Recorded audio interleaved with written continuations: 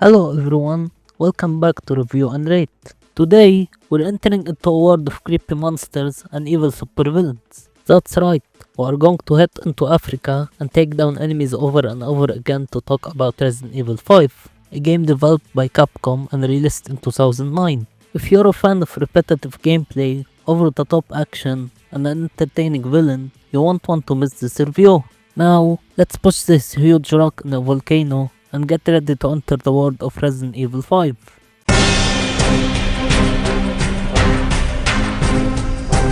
Resident Evil 5 offers very disappointing gameplay, with only a few decent ideas that are completely overshadowed by its many problems. The game follows a similar action-adventure gameplay style to Resident Evil 4, but does so in a much worse way. While RE4 balanced action and horror very well, RE5 strips away most of the horror and replaces it with excessive action, explosions, and over-the-top moments, which makes the experience far less enjoyable. The controls are mostly carried over from RE4.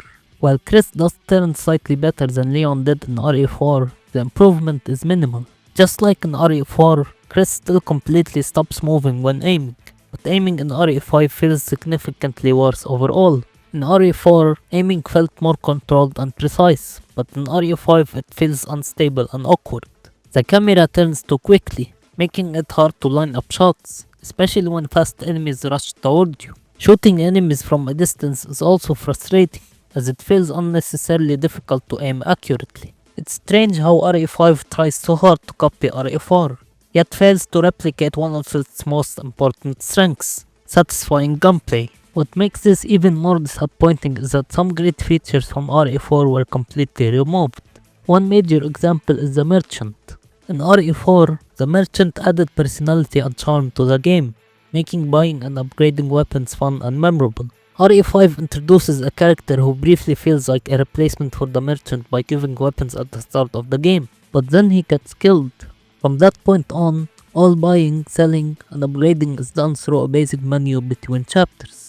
This system feels lifeless and boring compared to the merchant, and it removes a lot of personality from the game. The map is now placed in the top right corner of the screen during gameplay, which ends up being more confusing than helpful. Unlike RE4, the game doesn't pause when checking the map, making it harder to properly understand your surroundings. While it sometimes helps with navigation, it's overall a downgrade rather than an improvement. Another unnecessary change is item pickup. In RE4, Leon picked up items quickly, keeping the pace fast. In RE5, Chris goes through a full animation every time he picks something up, which slows the gameplay down and feels out of place in a fast-paced action game like this. Puzzles are also extremely simplified. Most of them are very short and easy, offering little to no challenge. The only puzzle I genuinely liked was the temple puzzle, which at least required some thought. Other than that, puzzles feel like an afterthought. Saving is another major downgrade. Unlike RE4, there are no manual save points or typewriters. The game relies entirely on checkpoints, and while you can replay chapters through chapter select, the checkpoint system itself is terrible. When you die, the game often respawns you far away from where you were, forcing you to redo large sections or fight the same enemies again. This quickly becomes frustrating and easily makes RE5 as one of the worst checkpoint systems I've experienced in a game. The inventory system is one of the biggest downgrades from Resident Evil 4. RE5 replaces RE4's excellent inventory management with a very small and extremely restrictive inventory, and it's awful. There's simply not enough space to carry what the game constantly throws at you. You're expected to carry multiple weapons, different types of ammo, grenades, and healing items, yet the inventory gives you barely any room to do so. Small inventories can work in survival horror games, where resources are meant to be scarce. But RE5 is not a survival horror game, it's a full-on action-adventure game with non-stop combat. Because of this design choice, you often run out of ammo simply because you don't have enough space to carry it, not because you wasted it. At that point, your only options are to use the knife or just run away, and neither option feels good or fun. It's frustrating and poorly balanced. Inventory management is made even worse because the game doesn't pause while you're managing it. Unlike RE4, enemies can attack you while you're trying to rearrange items, forcing you to rush through menus under pressure.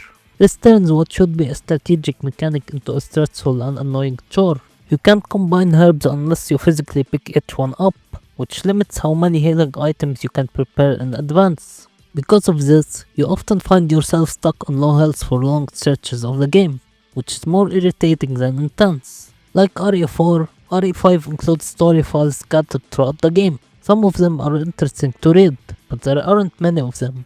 Ironically, the story recap available in the menu, which explains the Resident Evil timeline up to the events of RE5, is honestly more entertaining than actually playing the game itself. The levels themselves are at least somewhat varied. You move through villages, boat sections, temples, laboratories, a ship, and finally the volcano. While this variety is nice, the overall level design feels weaker and less memorable than RE4's. The locations exist, but they don't leave the same impact. Just like Leon in RE4, Chris can perform melee attacks when enemies are weakened. These moments are actually pretty fun, especially when Chris starts punching enemies with his ridiculous strengths. It's one of the few genuinely enjoyable elements in an otherwise frustrating gameplay experience. There are also quite a few interesting weapons to try, and sometimes it's satisfying to see their impact on enemies. Unfortunately, the tiny inventory completely ruins this. For every weapon, you need ammo, and on top of that, you still need herbs. This means you're constantly forced to give up weapons you want to try simply because there's no room, which defeats the purpose of having variety in the first place. Enemy variety is actually decent. You face Magini, Big Magini, Dipaya enemies, military soldiers, enemies with miniguns, and even a massive hammer wielding Magini early on. On paper, this sounds great, but in practice, fighting these enemies is really entertaining. The opening battle is another example of RE5 copying RE4 but doing it worse. It's clearly meant to replicate RE4's iconic village fight, where you survive a swarm of enemies until help arrives. In RE5, this moment is far less intense and much more boring. The enemies swarm you, but because of the awkward combat, I didn't even feel motivated to fight them properly. And unfortunately, this isn't a one-time thing. Enemy swarms like this happen throughout the entire game, and instead of being exciting or tense, they quickly become repetitive and exhausting. What should have been thrilling action ends up feeling dull and frustrating. One of the biggest reasons RE4 worked so well is how enemies were designed and spaced. In RE4, enemies usually approached you one by one, and even when they came in groups, you had plenty of room to move around. You had freedom, space to dodge, reposition, and choose when to fight or avoid enemies. That balance is exactly what made RE4's combat so fun and satisfying. RE5 completely throws that balance away. Enemies constantly swarm you in large numbers, often in very tight spaces, and many of them are fast. You barely get a moment to breathe before you're being attacked from all directions. Instead of feeling intense or exciting, it's just frustrating and overwhelming. I genuinely hate dealing with this design. Because of how repetitive and annoying these enemy waves are, I ended up doing the only thing that made sense, avoiding enemies entirely and just running toward the objective. I didn't want to fight them because it simply wasn't fun. Combat in this game often feels like a chore rather than something you look forward to. To make things even worse, the game sometimes forces you to kill enemies to progress. This means you're required to waste your already limited ammo on regular enemies, leaving you with almost nothing when you reach boss fights. It's incredibly poor design and makes the entire experience even more frustrating. There are some over-the-top sections where you use an infinite ammo weapon that overheats if you fire too much. At first, this feels a little fun, but it quickly becomes boring, even when used against bosses. It's another example of the game relying on spectacle instead of solid gameplay. Boss battles are mostly bad, and many of them are straight up frustrating. The worst example is the Ouroboros boss fight. This fight is incredibly difficult even on the easiest difficulty and feels completely unfair. It got so frustrating that I had no choice but to use a rocket launcher just to get it over with. Many other bosses suffer from similar problems, not necessarily as difficult as Ouroboros, but still poorly designed and unfun. Thankfully, there are a few boss fights that I actually enjoyed. The Irving boss fight is decent because you get to use a minigun to shoot his weak points, which at least feels satisfying. The Axella boss fight is somewhat interesting since you use a powerful weapon against her, and it has a bit of creativity to it. The Wesker volcano fight is fine, nothing amazing but not terrible either. However, the Jill boss fight is genuinely great. Escaping Wesker and removing the control device from Jill was tense and enjoyable, and it's one of the few moments where the gameplay actually shines. The final battle against superhuman Wesker is also really good. Turning off the lights so Wesker can't see, firing rocket launchers at him, injecting him with a cure, and seeing him throw rockets back at you, it's all very cool. This fight shows that the game had the potential to be fun. Sadly, moments like this are rare. While there are glimpses of great ideas and exciting concepts, most of Resident Evil 5's gameplay ends up being frustrating, repetitive, and disappointing. And lastly, we need to talk about the terrible friendly AI. Yes, you already know who I'm talking about. Sheva. As an AI partner, she is incredibly bad and unbelievably frustrating. I know some people will say that co-op is a much better experience, and maybe that's true, but I personally don't like playing co-op, and this game should have been designed primarily with single player in mind. If you want both single player and co-op, then make sure both experiences actually work. Resident Evil 5 tries way too hard to be a co-op game, and if someone like me plays it solo, the result is pure frustration. And yes, I was extremely frustrated with how awful Sheva's AI is. Sheva has no idea what she's doing. She can't manage her inventory, she wastes ammo, does nothing useful when she runs out of ammo, and dies in the most stupid ways imaginable. Instead of being helpful, she constantly becomes a liability. What makes it even worse is that you're forced to wait for her to progress. Every time you want to open doors or move into a new section, she has to be with you. The problem is that she walks in a straight line and doesn't know how to react if enemies block her paths. So enemies kill her, you fail the mission, and you're sent back to the checkpoint. It's incredibly annoying. The only times Sheva is actually helpful are when she heals you or occasionally shoots enemies that are attacking you. Other than that, she mostly just gets in the way. There were many moments where I literally screamed at the game because of how annoying she was. The frustration was unreal. In my opinion, Ashley in RE4 was a much smarter friendly AI. As I mentioned in my RE4 review, Ashley was actually well designed. Sheva on the other hand is the complete opposite. I genuinely hate dealing with her.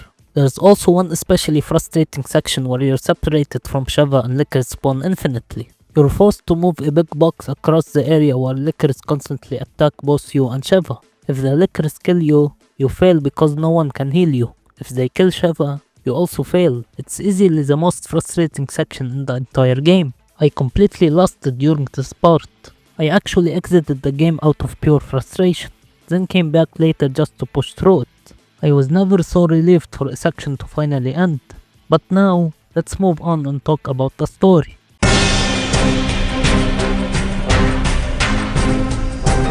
Resident Evil 5 delivers a very mixed story, with far more silliness than genuinely good storytelling. My main issue with Resident Evil 5's narrative isn't the setting. I actually like Africa as a location, just like how I liked Spain in RE4. And I'm not going to talk about the controversy. No, it's not racist to have the story set in Africa, just like it wasn't racist to set RE4 in Spain. I actually like the Antipaya. They're creepy in their own way, and their temple is really cool to explore. But getting into the temple honestly feels like you're playing Tomb Raider instead of Resident Evil. The biggest problem with the story is that the game tries way too hard to take itself seriously. Because of that, any silly or over the top moments with the villains aren't funny at all. This is very different from RE4, where the villains were entertaining and Leon's interactions with them were genuinely fun. In RE5, Chris is serious all the time, whether he's talking to Sheva or the villains, and it makes the story feel dry. And while Chris himself isn't a problem, even though I prefer Leon, I still think Chris is a good character with a unique personality. The tone just doesn't work. For a story that wants to be serious, Chris is way too overpowered. Pushing a massive rock and fighting a superhuman villain inside a volcano is just ridiculous and completely breaks the tone. On top of that, the narrative shifts heavily toward action over horror. There are barely any scary scenes in the entire game. This is a huge change from what Resident Evil should be, a horror series. Even RE4, which leaned heavily into action, still managed to include many creepy and tense moments. RE5 being this action focused removes all of the atmosphere and strong story moments. In RE4, there was a strong sense of mystery and isolation. You felt alone, trapped, and constantly hunted by enemies and villains. In RE5, that feeling is completely gone. You always have Sheva by your side and the villains barely interact with you throughout the game. Speaking of Sheva, she feels like a completely unnecessary character. Why make her the second main character? I would have preferred having Jill Valentine instead. Instead, we only get Jill in cutscenes, and later as a villain controlled by Wesker, which makes sense for the story, but it's still disappointing that she wasn't with Chris from the beginning. Sheva just feels like a forced replacement. The game also introduces boring and stupid villains like Irving and Excella, who are neither funny nor intimidating and are impossible to take seriously. That said, not everything is bad. I did like the overall idea of bioterrorism spreading across the world, with corporations similar to Umbrella like Tissot using viruses and plagues to create horrifying weapons. The introduction of the BSAA with Chris working to stop global bioterrorism is actually very interesting. I also like the connection to Umbrella's involvement in Africa and the origins of the progenitor virus. Seeing these story details was genuinely cool, especially since RE4 didn't really tie Spain back to Umbrella at all. The highlight of the story is Albert Wesker as the main villain. He absolutely steals every scene he's in. Despite all the silliness surrounding the narrative, Wesker remains entertaining, threatening and memorable, and his interactions with Chris are genuinely well done and fun to watch. We last met at the Spencer estate, wasn't it? Well, isn't this one big family reunion? Don't you two ever tire of failing in your mission? You've really become quite an inconvenience for me.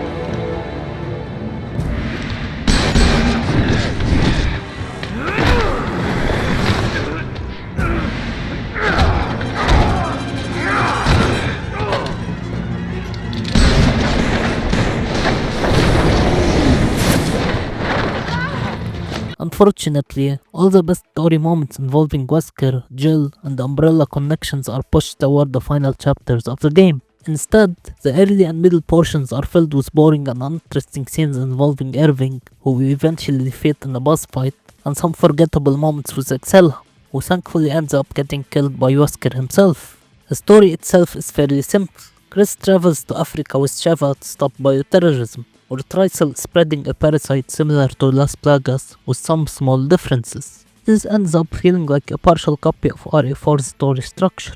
Before the events in Africa, Chris and Jill confront Wesker at Spencer's mansion. They lose the fight due to Wesker's superhuman abilities, and Jill sacrifices herself by pushing Wesker out of a window with her, leaving their survival unknown. Later, Chris learns that Jill is alive and trapped in underground labs. He goes to rescue her, not knowing that she is actually being mind-controlled by Wesker, who is also operating in Africa while executing his plans. Chris eventually discovers the truth about Wesker's presence in Africa and Jill being under his control. He manages to rescue Jill by removing the control device, bringing her back to normal, while Wesker continues with his plan. It's revealed that Wesker wants to create a new human race using Ouroboros, while only a small number of humans would survive, while the rest of humanity would be wiped out. This ideological difference is what leads Wesker to kill Spencer, who had different visions for the future.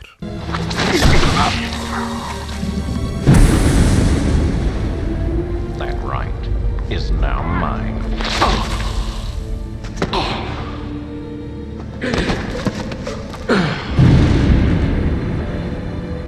The right. With Ouroboros, I have that right. Because of this, Chris and Sheva go after Wesker, attempting to stop him by weakening his superhuman abilities using a cure. Even though it doesn't make much sense that Chris and Sheva are able to defeat Wesker, even in a weakened state. But moving on, this confrontation causes the plane they're fighting in to crash land into a volcano. Miraculously, everyone survives, because of course they do, but whatever. In the end, Chris and Sheva finally defeat the transformed version of Wesker by throwing him into the flames of the volcano. Jill then rescues them, and Wesker receives his final blow, completely ending him and saving humanity from a maniac, as the heroes escape the volcano on a helicopter. Now let's move on to the graphics.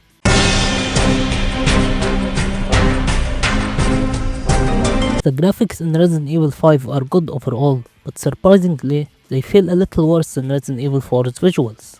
Just like RE4, the graphics are clearly outdated by today's standards. The game has a noticeable greenish visual filter, which in my opinion looks terrible compared to RE4's presentation. RE4 had much stronger art direction, which makes this even more disappointing considering that RE5 was released 4 years after RE4.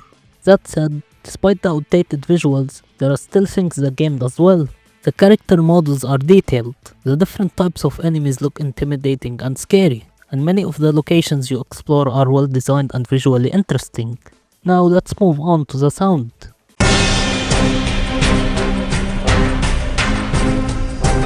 Resident Evil 5 sound design is honestly one of the only truly great things about this game. The voice acting is good overall, even with all the silly and over the top moments. The characters still sound convincing, and Wesker's voice acting especially stands out as one of the highlights of the game. The environmental sounds are also very well done. The creepy noises made by enemies, even in such a heavily action-focused game, help create some tension, and the sound effects during combat feel impactful. On top of that, the different soundtracks that played during battles fit the situations perfectly and make the action more intense. Listen to these amazing sounds.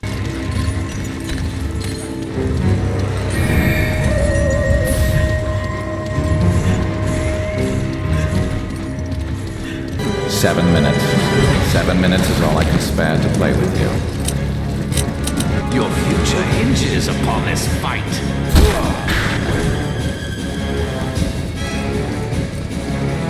We'll never win like this.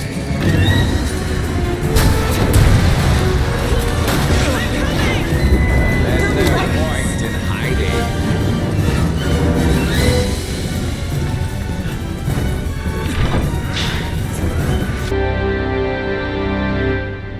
Let's now turn to the last section, which is the replayability.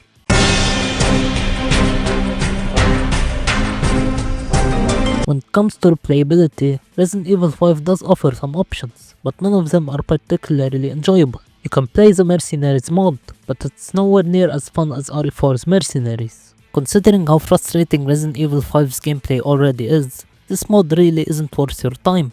If you want a good Mercenaries experience, just play the RE4 version, which is far more enjoyable. You can also play the game in co-op, as I mentioned in the gameplay section. While many people say this is the best way to experience the game, I personally don't enjoy playing co-op and prefer playing by myself, so this doesn't add much value to me. There is also New Game Plus, where you can start a new playthrough with all your weapons and equipment carried over.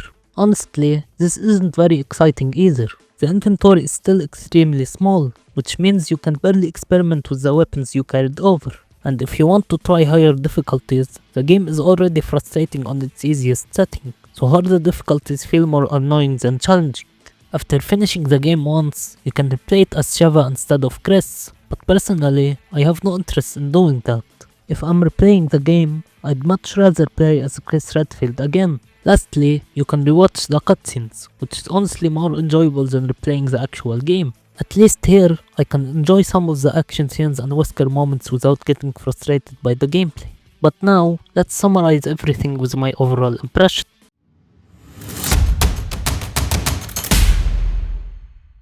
Resident Evil 5 unfortunately only excels in its sound design, with some decent visuals and a few enjoyable moments scattered throughout. Everything else holds it back. The gameplay is terrible, the story is mixed and often unfocused, the visuals are outdated and even worse than Resident Evil 4, and the replayability offers very little of real interest.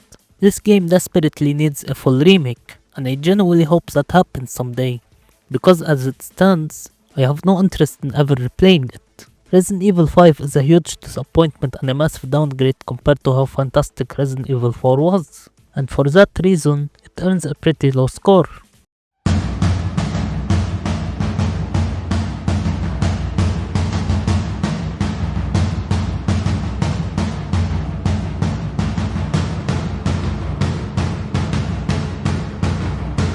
Don't forget to like and subscribe for more insightful review videos. Feel free to share your thoughts on whether the points I've raised resonate with you or if you have a different perspective. And leave your suggestions in the comments about which game you'd like to see reviewed next. That's it for today. I hope you enjoyed this video and thank you all for watching.